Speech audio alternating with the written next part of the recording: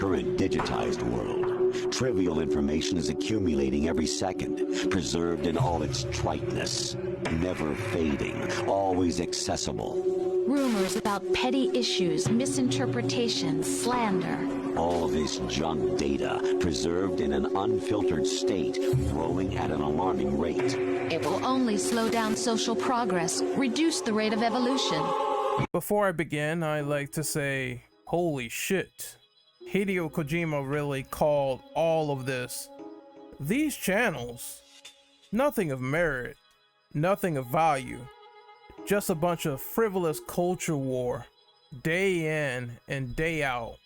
Topical news that could be covered in the span of at least 1 or 2 videos, constantly shat out over and over again to a demographic that will mindlessly believe their favorite content creator on everything because they vicariously live through them without thinking outside of the box, formulating their own opinion, and going from there. Instead, they build their personality around being reactionary to content, around being angry, and falling into the angry gamer tropes because that's all they have in their lives and they can't be a 3-dimensional person.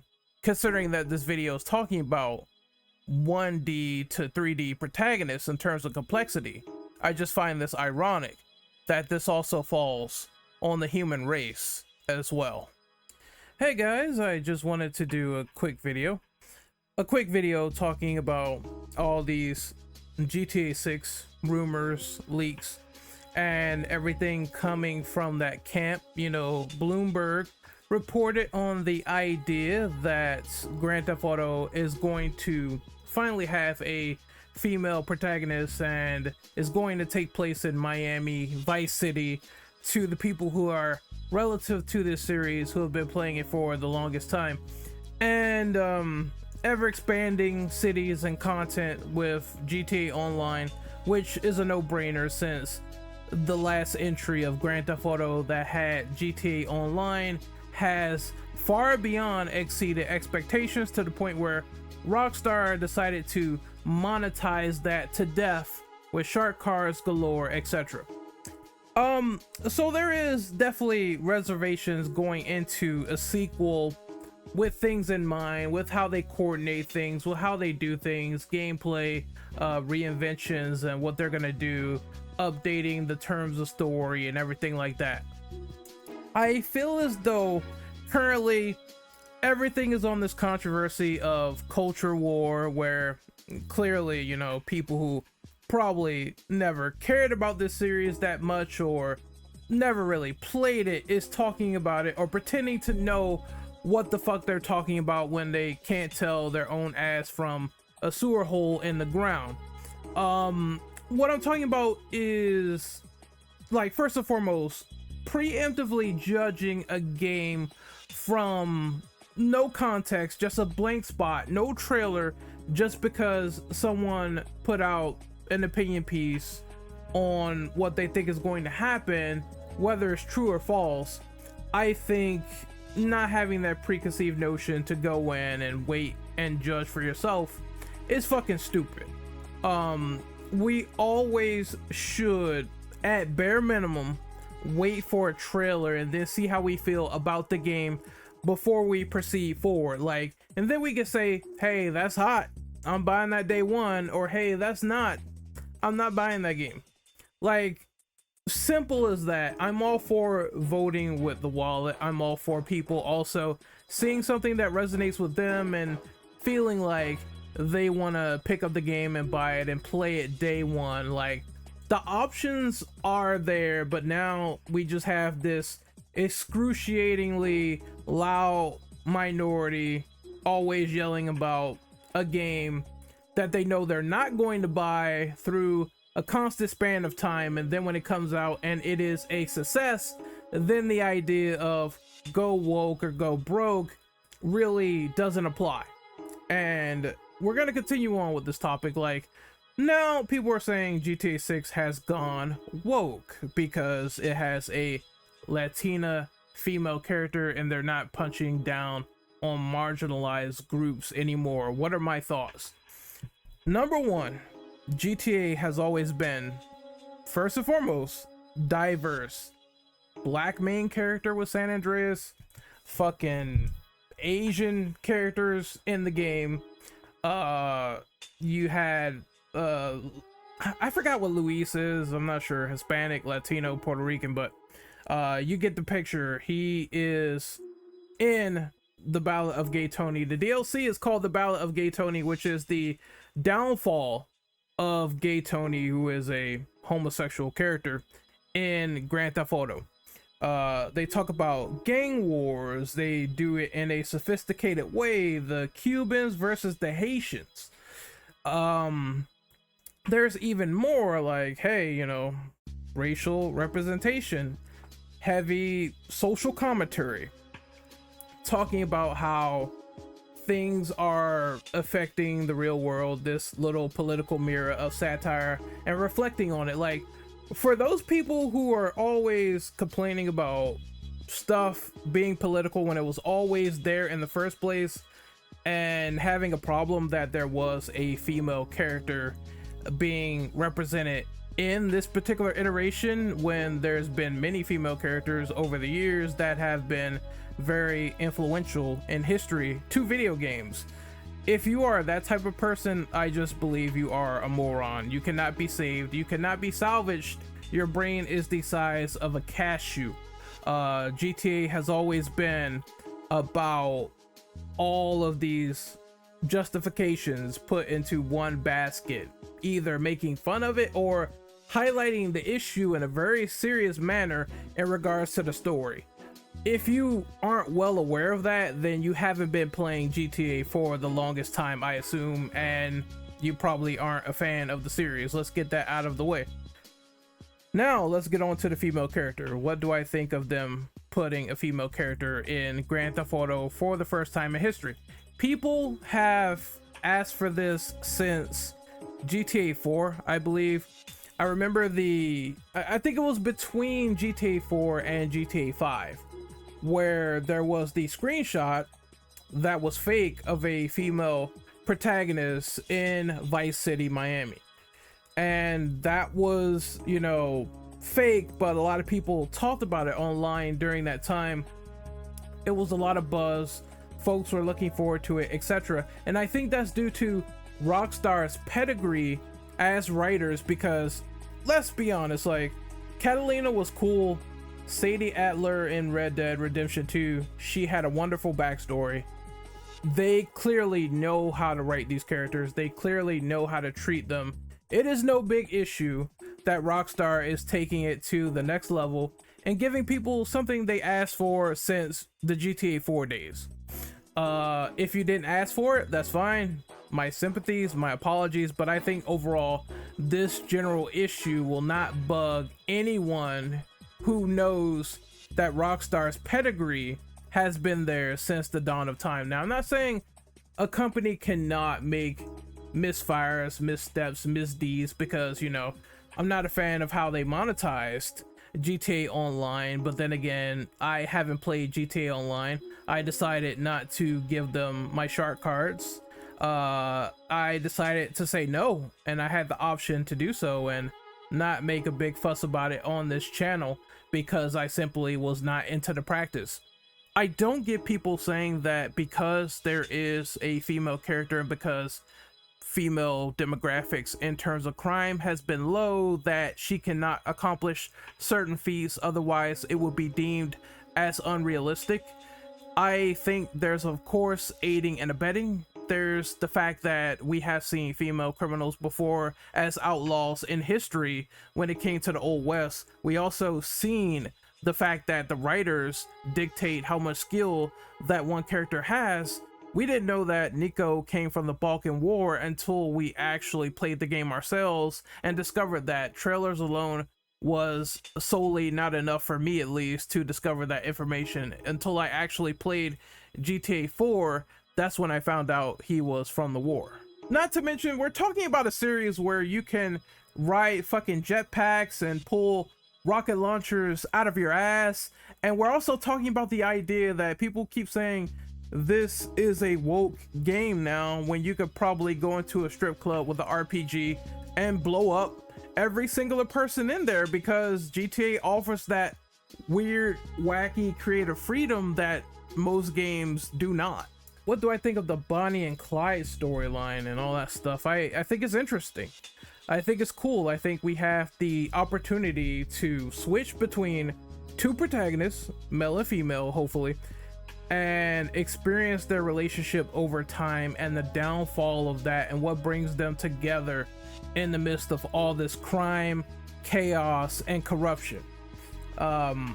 I think that has the chance to be very strong if they really make us once again care for these characters and the plight that they go through beginning to end, to not want to see them fall. And maybe they'll have like alternate endings where it's like they go out in a blaze of glory just like Bonnie and Clyde, or they live on to see tomorrow in the sunset with the happy ending, even though tragedy might still strike with the side characters around them. GTA has always been about representation. It always has been about showing this societal mirror all the time and punching down on marginalized groups. Now, there are some jokes that are tasteless. I'm not going to lie. Let's not front. All comedy is subjective. If you are edgelord material or whatever, you know, maybe some people will find you funny. Maybe some people won't.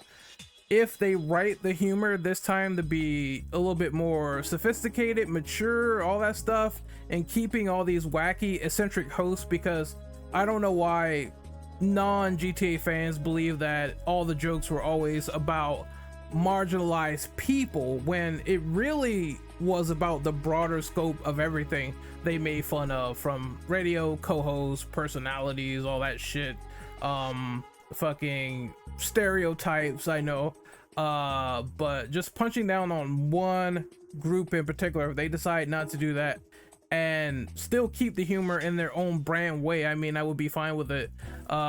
You know, I know that GTA was also bred on being juvenile and defying the man, and that's how people kind of saw Rockstar, but I mean, studios can grow up too, and they can write humor in their own ways, and who knows, when the game comes out, maybe it is saying something, maybe it will be mature enough to say, hey, I found this pretty funny and pretty enjoyable, even in the midst of all this fucked up criminal drama going on. There definitely is a well-rounded, sophisticated way to write about people in authority and the powers that be, and GTA has done that in the past, whether it comes to the cops and all types of stuff like that, drug trades, how people are just crazy, eccentric political figures, and they do the most resoundingly stupid things. Like, this series has covered everything of that value before in the past,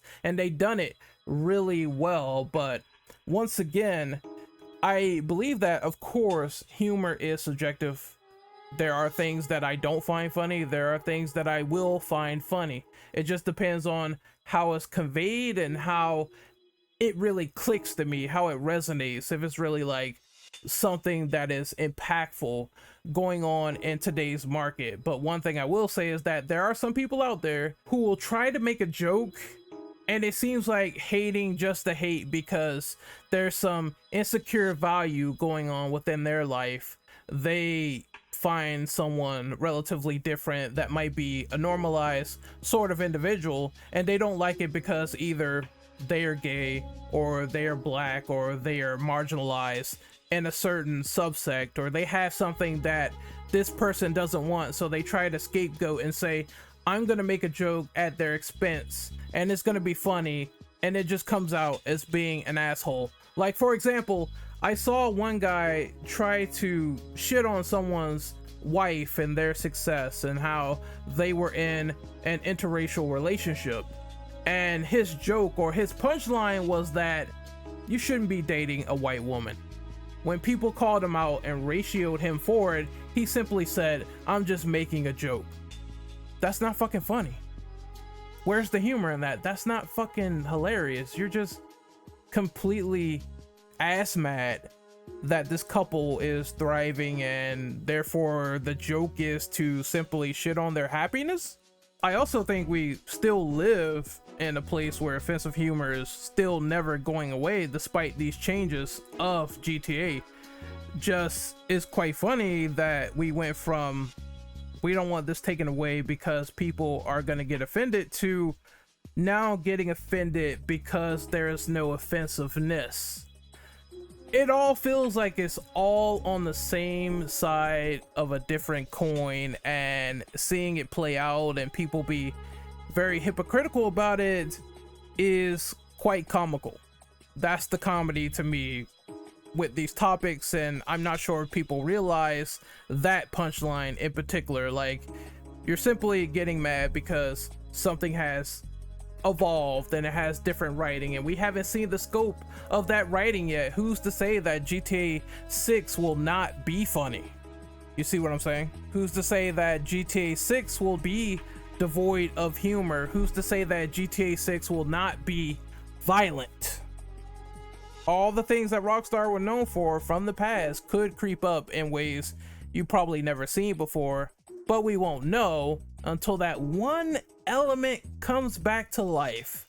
Finally having the game in our living room to evaluate for ourselves. Losing identity does come with the territory for any franchise, but franchises should progress into a new sort of broad medium and try different things, because once again, if you stay in that same bubble, that same mindset of not evolving at all, not having certain discussions, not doing things against the grain, then your game will remain stale for the dawn of time and the formula will never develop. And I never want that to happen for GTA. I think every GTA sequel, no matter how they approach it, should be sophisticated, should be something that challenges me, should be something that I feel is relevant to not only some of the topics that they might touch upon, but also touch upon the idea that these characters are three-dimensional, not one-dimensional, three-dimensional characters that mean something to the space they inhabit. That's what I want for Grand Theft Auto. And if it's like, I'm not buying this woke garbage, you know, you got these strong independent female characters and shit like that, when Catalina was awesome and shit like that, and Rockstar has written these people to be very sophisticated and three-dimensional. If you're not here for that, then I don't know what to tell you. I guess you should stick to games that do feature characters that are paper thin, one-dimensional, that just is the hero that saves the day, and that's it. For me personally, I want more out of my writing. I want more out of my gritty storytelling. I want them to evolve beyond just, I'm going to be a gangster and I'm going to rise to the top and that's it. If it gets complicated, if it gets muddled, if the character has no other choice but to do the misdeeds that they do while trying to have the high life and understanding that it's not cracked up to be what it is, then there are layers to what could transpire with the story, and I'm all for it. Like, I want to see something that is unique while having the roots of the franchise accessible and ascending beyond what it is, while still retaining that same sharp, witty dialogue that you come to expect from Grand Theft Auto, while telling a grand story in itself and finding that character that you resonate with the most. I think that is the most important thing to take out of this. Do I see myself in this avatar? Do I see myself with the fun, destructive chaos that GTA was known for? Because it's not just all about punching down one demographic. It's about a ton of things that make Grand Theft Auto essentially what it is. The humor was capitalism, voyeurism, sexual relations, myths, urban legends, etc. It was a wide breadth of comedy for the Grand Theft Auto series that sort of transcended just punching down on the marginalized people. I'm not going to talk about the other 2 points that much, but I feel it's something worth addressing and bringing up because I know, like I said, Rockstar is always made this pure out humor and stuff like that. And I think a change in workplace is good because, to me personally, Rockstar has been a one-hitter quitter each generation. Each generation they will make a game, put it out, and you have to wait like 10 years to get a new title that is a genre-defining revolution. I miss when Rockstar was back in the PS2 days where they crafted a lot of games for us to consume and talk about, and they had a wide variety from racing games like Midnight Club to beat 'em ups like The Warriors, etc. They don't have that anymore. It seems like they're mostly reliant on styles like GTA and Red Dead, and I know it makes them money, which is the last point I'm going to end off on, but still, you want to have that creative bank full, and I think people would kill for a Bully 2 if this change constitutes towards us getting more creative content. Then I'm all for that too. In conclusion, I will say facts really don't care about feelings at the end of the day, no matter how many people make videos on Grand Theft Auto changing or not. The reality is that GTA is a big household name. Rockstar transcends stuff like E3 and shit like that, where they don't even have to show up anymore. They could just put an image of a 6 covered in pink and blue, like a neon style, right? Just like Vice City writing. They could do that tomorrow, and that particular image on Twitter would get 1 million likes. Facts don't care about feelings. Go woke, go broke. They don't care about that shit. What's gonna happen is a mass majority is gonna see that, and they're gonna go the fuck off because they're gonna speculate. They're gonna talk even more. You're gonna join the party, and what's going to happen is a lot of people are going to be invested into Grand Theft Auto again.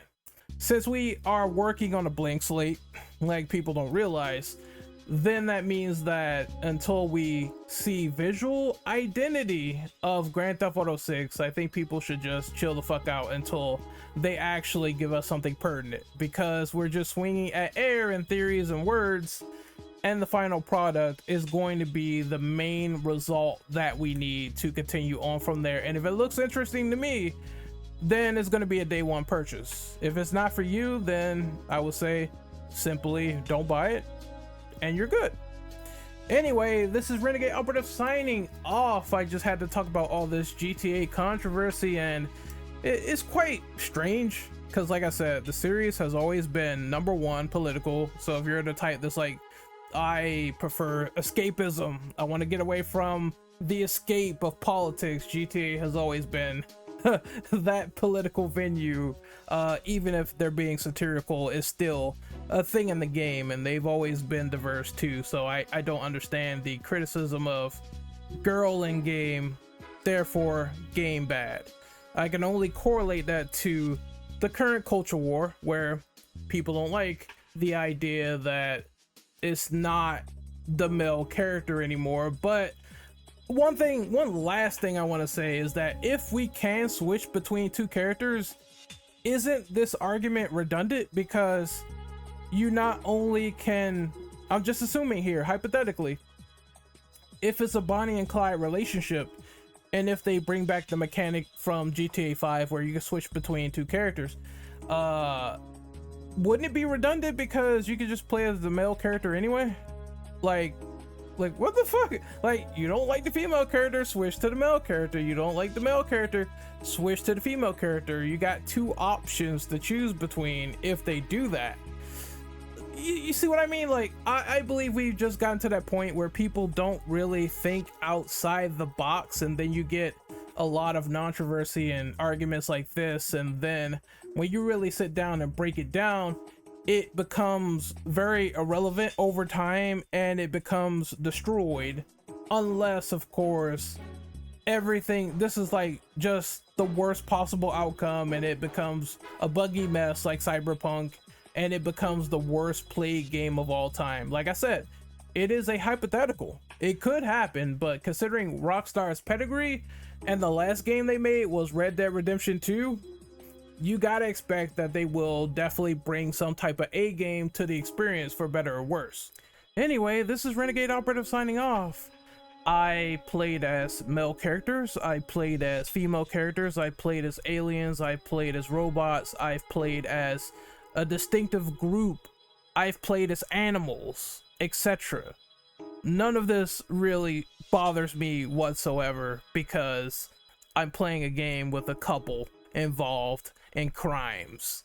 I think that's going to be interesting if executed correctly, and I will be for the ride day one if GTA 6 interests me.